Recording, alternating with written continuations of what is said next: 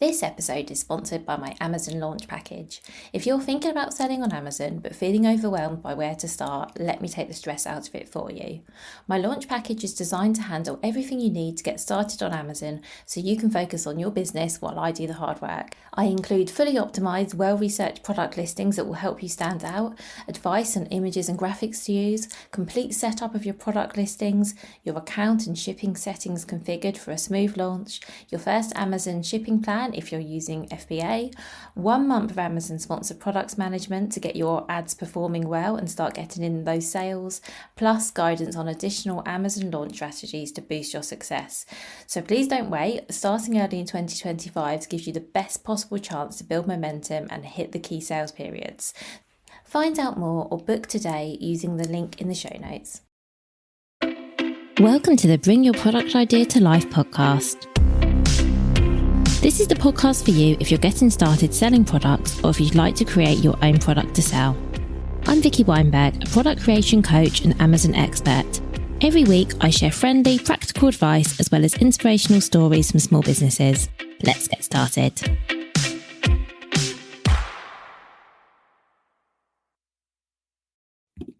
Hello. So today's episode is inspired by my own real life. I have probably shared with you before that I spend an awful lot of time dealing with issues for clients who are selling on Amazon. So right now, for example, I'm working on a launch package for a client and we're having a big issue where someone else has fraudulently used their barcodes, which means we're unable to list the products. Obviously, this is not my client's fault, not my fault. This is entirely the fault of Amazon, something that they need to fix. And while it might sound like quite a small, not a small thing, it's obviously a big issue, but while it sounds like something that should have an obvious solution, that should be fixed fairly easily, fairly quickly, it's really not. This thing keeps dragging on and it is a massive pain. And this is how I can spend a lot of my weeks. Lots of things can go wrong on Amazon and often do go wrong. And I should also point out as I say this isn't like clients who work with me where things go wrong on Amazon. Things go wrong on Amazon all of the time. Most sellers will come up against issues from time to time, hopefully mostly minor ones, but sometimes bigger ones. And so that really inspired today's episode on how to resolve issues with selling on Amazon, especially if you're just starting out. Because if you're just starting out, Amazon can seem big and daunting and overwhelming anyway, even if everything goes absolutely to plan, everything goes right. So when things go wrong, I know just how daunting it can be, how overwhelming it can be. And sadly, I've had people contact me in the past or I've spoken to people who've actually given up because they just found it such a hassle. And often people come to me as well for help because they maybe they tried a year ago, just couldn't get through all of these hurdles, and then they've come to me to help me get them set up, which is what I love to do. I don't love dealing with all the issues, but I have to say I'm pretty good at it. I've been doing it a long time. I'm pretty tenacious and I've got a bit of a formula now for what to do, and that is what I want to share with you today. Sometimes it can surprise people, by the way, when I say how tricky it can be used to use Amazon Seller Central, to contact seller support. I'm not even sure people always believe me when I tell them how bad dealing with Amazon can be, because if you're a customer, and most of us probably shop on Amazon, it's actually pretty good, isn't it, if something goes wrong? But as a seller, it can be really frustrating. So I wanted to ease some of that for you with some really practical tips. This isn't meant to be a negative episode. It's actually quite the opposite, because as I've said, issues can happen when you start selling on Amazon. But when I see people give up completely, that's where I think, oh no, please don't do that, because, I can help you and most issues can be overcome. So this episode isn't meant to be negative. It isn't meant to scare you. One is that I like to be honest about the reality, and the reality of selling on Amazon is things can sometimes go wrong. Because I think lots of you know that I think Amazon can be a great place to sell. And I think it would be a really shame for you to give up or not even get started because you've had a bad experience. So I want to be really honest about what can happen. And then I want to give you some really useful, practical advice of what to do if and when things do go wrong, so that you can feel confident in overcoming it. So let's first start by talking about the kind of things that can happen when you start selling on Amazon. This is going to be a bit of a list of things that I've seen or experienced. I'm not going to cover everything that could happen. I am going to try and keep this quite concise because, believe me, I've seen a lot. This is just about a few things that can maybe trip you up when you're just starting getting settled on Amazon, maybe knock your confidence, knock your faith in, the fact you can actually do this. So you might have issues setting up your product listing. So I mentioned my client having problems with their barcodes. This doesn't happen often, but this isn't the first time I've seen it. It does happen. So branding issues, that's something else you might run into when you get set up. So for example, if the brand name you're trying to use on Amazon already exists, that's going to cause you issues. If you didn't enter your brand name exactly, so maybe something as silly as a spelling mistake, or it doesn't exactly match the one you submitted when setting up your brand registry account, that's going to cause a few issues. You might find that the text you enter isn't displaying as you submit it, or perhaps you've made a change and the change isn't going through. You might find that your images aren't showing, or Amazon is randomly using other images for your product, maybe nothing to do with your product, maybe just really random images. You might find that listings get suppressed because you haven't filled in a field somewhere, or because you've used some wording that you can't use, that you didn't know you couldn't use. As I said, I'm trying my best to keep this list short because I'm not trying to overwhelm anyone, but those are a few things that can happen when you're getting started.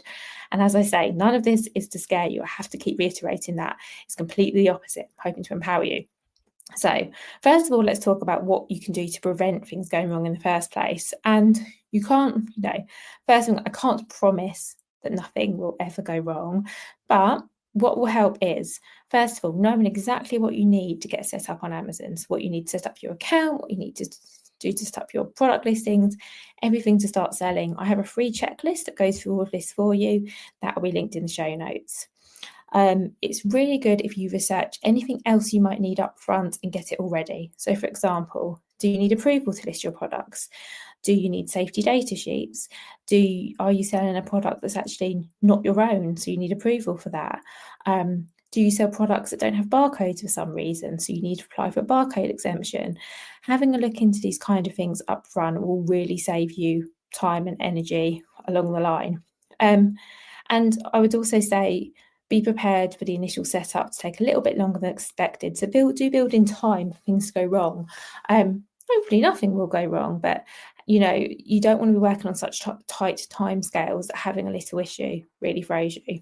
So let's say you do, you're either selling on Amazon already, or you're just getting set up and something happens, something goes wrong.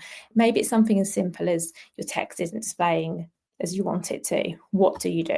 Well, first thing you need to do is log it with Amazon Seller Central support. And I always suggest that when you raise a case of seller support, you have 3 options. You can do this as in text, as an email, you can get on a chat, or you can have a call. We'll talk about chats and calls in a moment, but I would suggest always raising a new case in writing, because that way you can be really clear and really concise about what the problem is. You can use screenshots of any issues you're having if applicable. So let's say you are trying to update your text and it's not displaying on the product pages. You can do a screenshot of the page where you've input the text in Seller Central, and you can do a screenshot of the product listing as it's displaying to really, demonstrate this, this isn't matching. Make sure you include any information that they will likely need. So having everything there will really, really help you. So for example, in the instance we're speaking about, I would also probably paste in the text I was trying to use that wasn't being accepted. I would definitely make sure I use the ASIN number of the product, so Amazon were really clear on the product I was talking about. I would basically put everything in writing as clear as possible and provide everything they might need in order to resolve this case. So then they're going to send you a confirmation email, and then they're going to come back to you. So it's completely up to you once you have raised that initial case. But first, we're going to talk about what happens if you decide this isn't urgent, I can continue dealing with this on email. So what will probably happen then is within a couple of hours, you'll get a reply.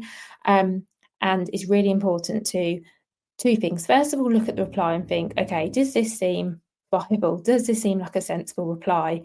reason I say that is sometimes I get replies and I think this must be AI or some sort of computer, because actually it doesn't answer the exact question that I've asked. When that happens, I would go back and say, I'm really sorry, I think you've misunderstood.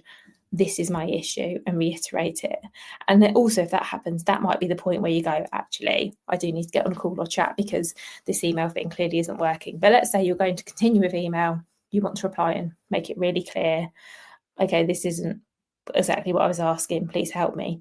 If the response seems like a decent one, then maybe they've asked for more information, then make sure you reply and do whatever it is you're asked for. So if you're asked for something, provide it, whether that's information, whether that's another screenshot, whatever it is, reply and be as helpful as possible. And do try and reply promptly. So once Amazon reply to you, they consider the case closed in lots of cases, but you can still open it, reopen it and reply. But if there are 5 days of inactivity, and those 5 days includes weekends, by the way, they will close cases for good. So if you got a reply on a Thursday and you were away, you didn't think about it, and you came back on the Tuesday, that case would be closed and you would be starting from scratch. If your case gets closed by accident, without a resolution, you can open a new one, and I would definitely reference the original case that I opened when opening the new one, so you don't have to reiterate absolutely everything, but you kind of are starting from scratch at that point. And really it's a matter of, if you're dealing with cases on email, it is a lot of back and forth. Maybe you're asked for information, maybe you're asked to do something, and you just have to keep being patient and persistent. So you can't, if you want to speak to Amazon another way, you can't actually call them, but there is an option in the case for them to call you, which is really the next best thing. Email can take a bit of time, so you might have to wait a couple of hours to reply from them each time. Maybe you're busy and their email comes in, so it might only be that once a day you're able to send a response back, and that can obviously add time onto whatever it is you're trying to do. So calls can be a quicker way of resolving things, and there's also the chat function as well if you prefer. Do know that the person that you speak with, whether that's on chat or on the phone, might not be able to help you, because if your case is quite complex, they will often get passed to a specialist.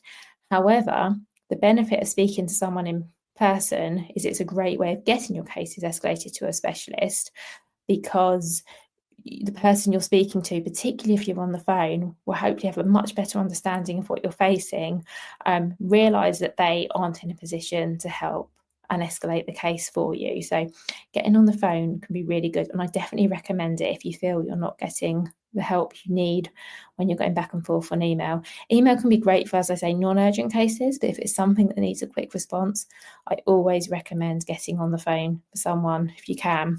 I would also say that whether you use the phone or you use chat, because chat is another good option, you do log your issue as an email initially before you do this, because misunderstandings can and do occur, particularly if you're speaking to someone on the phone and then they're escalating your case to someone else. If the phone is your initial conversation, you're relying that the person that you spoke to on the phone understood your issue and is passing it on correctly.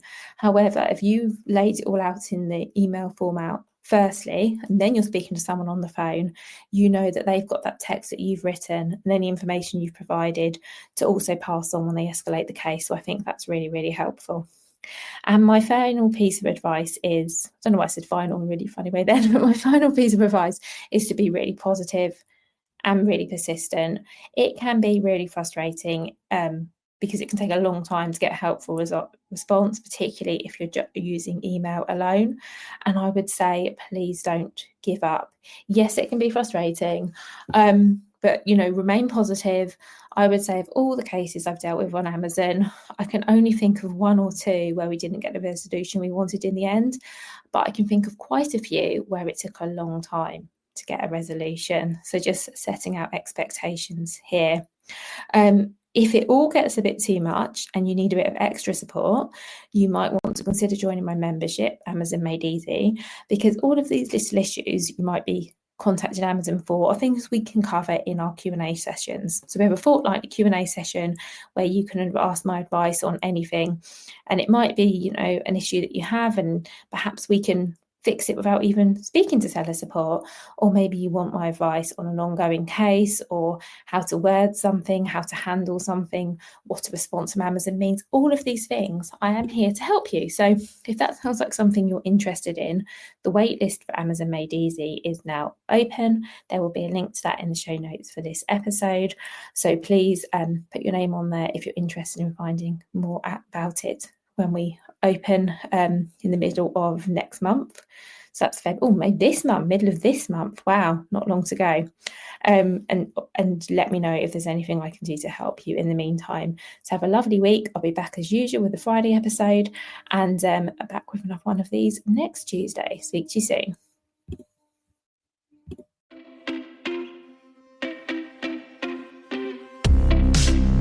Thank you so much for listening right to the end of this episode. Do remember that you can get the full back catalogue and lots of free resources on my website, vickyweinberg.com. Please do remember to rate and review this episode if you've enjoyed it, and also share it with a friend who you think might find it useful. Thank you again, and see you next week.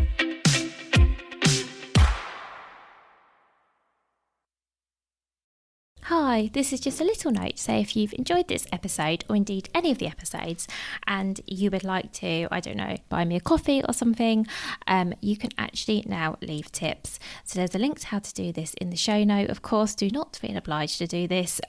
This is a free podcast. This will always be a free podcast. But as I say, if you want to buy me a coffee, you can do that via the link in the show notes.